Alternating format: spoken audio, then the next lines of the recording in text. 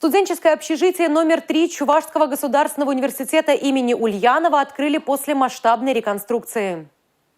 В общежитии будут проживать 388 студентов технических специальностей, среди которых 38 учащихся Высшей инженерной школы ЧУВГУ. После реконструкции общежитие стало выше на 1 этаж. Появился лифт. Общая площадь общежития возросла на 2600 квадратных метров.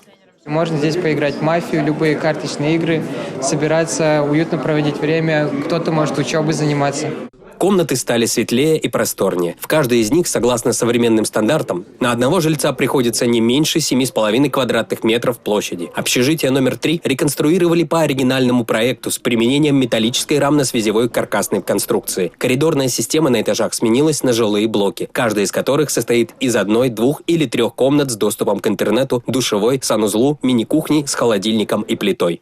Удобство в этой общежитии по сравнению с прежним общежитием. Здесь кухня своя, в своем же блоке, туалет, ванная тоже своя. Кухня, туалет, ванная на 4 человека. Данное общежитие построено как раз на средства национального проекта «Наука и университеты», который подразумевает в том числе и улучшение условий труда и отдыха тех, кто делает науку, тех, кто учится в университетах сегодня.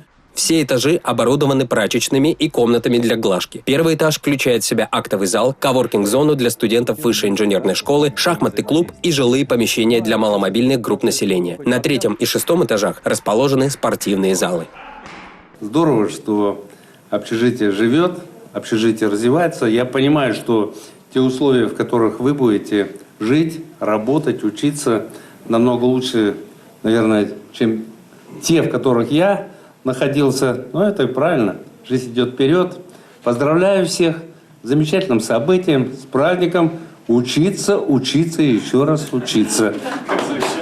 Сергей Качинский, Татьяна Матросова, Николай Скворцов. Национальное телевидение Чувашии.